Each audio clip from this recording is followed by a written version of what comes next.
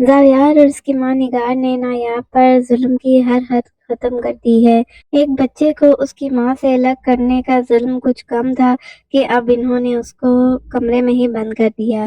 نگار بہت بے رحمی کے ساتھ ملازمہ کے ساتھ مل کر نایاب کو کمرے میں بند کر دیتی ہے۔ نایاب کافی چیختی چلاتی ہے لیکن وہ اس کا ایک نہیں سنتی اور زاویار بھی برابر کا شریک ہے اس ظلم میں اپنی ماں کے ساتھ۔ دوسری طرف آپ کو بتاتے چلیں کہ نایاب کافی بھولی والی ہے اور اس چیز کا فائدہ تانیہ اور اس کے دوست مل کر اٹھاتے ہیں اور نایاب کو بے وقوف بناتے ہیں کہ اس کا چکر اس کے آفس کی لڑکی سے چل رہا ہے۔ نایاب بے وقوفی کر دیتی ہے، وہ سمجھتی ہے کہ شاید اس کا شوہر اسی لیے اس سے دور ہے کہ اس کا چکر اس کی آفس کی کولیگ سے چل رہا ہے، اس لیے وہ اسے فون کر دیتی ہے اور اسے کہتی ہے کہ زاویار سے دور رہے۔ زاویار وہیں پر آ جاتا ہے اور وہ نایاب کی باتیں سن لیتا ہے۔ وہ فوراً سے پہلے نایاب سے فون پکڑ لیتا ہے۔ جب وہ دیکھتا ہے تو آگے فون پر نیلا ہوتی ہے اور وہ زاویار سے کہہ رہی ہوتی ہے کہ دیکھیں بھابی کس طرح کی مجھ سے باتیں کر رہی ہیں، مجھے کہہ رہی ہیں کہ جاب چھوڑ دو۔ زاویار تو حیران پریشان ہو جاتا ہے کہ یہ آخر ماجرا کیا ہے۔ وہ ایک بار پھر سے نایاب کی کم عقلی پر پچھتانے لگتا ہے۔ وہ کہتا ہے کہ بے وقوف عورت ہے یہ، آخر میں نے اس سے شادی کیسے کر لی۔ جبکہ دوسری طرف نایاب اتنا ظلم برداشت نہیں کر سکتی، اس کے اوپر ظلم کی ہر حد ختم ہو گئی ہے اور وہ اب ڈرپوک سی لڑکی اتنی بہادر ہو گئی ہے کہ رات کے اندھیرے میں وہ اپنے بچے کو پکڑتی ہے اور اس گھر سے چلی جاتی ہے۔ جب صبح نرس آتی ہے زاویار کو بتاتی ہے اکا بکا کہ حیدر صاحب جو ہیں وہ اپنے کمرے میں نہیں ہیں، تو زاویار بھی بہت زیادہ حیران رہ جاتا ہے کہ آخر نایاب نے تو اتنی ہمت ہے نہیں کہ وہ حیدر کو لے کر چلی جائے گی، لیکن وہ یہ نہیں جانتا کہ اس نے ایک ماں کے دکھ کو للکارا ہے۔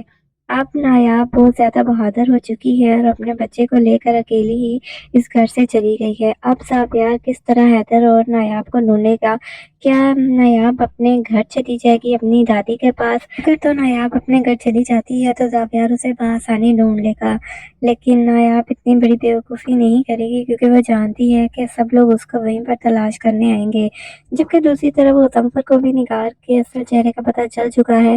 اسے پتہ چل چکا ہے کہ اس نے کتنی بڑی بیوقوفی کی نگار کی باتوں میں آ کر۔ جبکہ نگار جو بہت خوش ہو رہی تھی کہ بی جان اس دنیا سے چلی گئی ہے، اب اس کا راستہ صاف ہو گیا ہے اور وہ بہت آسانی سے مظفر کو اپنی باتوں میں لے کر وہ بی جان کی پراپرٹی جو ہے اپنے نام لگوا لے گی، لیکن مظفر کی تو آنکھیں کھل گئی ہیں۔ اب اتنا آسان نہیں رہا جتنا نگار سمجھ رہی تھی۔ مظفر نے نگار کو ٹھکانے پر لگا دیا ہے اور وہ ساری کی ساری جائیداد جو ہے یہ پورا گھر نایاب کے نام لگا دے گا، کیونکہ وہ جانتا ہے کہ بی جان بہت سمجھدار خاتون تھی، وہ بلا وجہ ہی نایاب کی طرفداری نہیں کرتی تھی۔ نایاب میں کچھ تو بات ہے تھی، وہ بہت اچھی لڑکی ہے۔ اب مظفر کو اس بات کا احساس ہو چکا ہے، اس لیے وہ نایاب کا پورا ساتھ دے گا، لیکن یہ بات زاویار کو ابھی سمجھ میں نہیں آئے گی کیونکہ وہ تو اپنی ماں کے اشاروں پر ناچتا ہے۔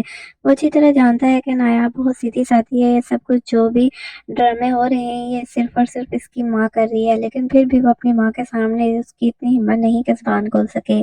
جبکہ دوسری طرف جنید جو ہے اس میں اتنی ہمت ہے کہ وہ اپنے ماں باپ کو اگر غلط ہیں تو غلط کہہ سکتا ہے، اس وجہ سے اس کی ماں زیادہ جنید کو پسند نہیں کرتی۔ وہ زاویار کے یہ گن گاتی ہے کیونکہ زاویار اپنی ماں کی ہاں میں ہاں ملاتا ہے۔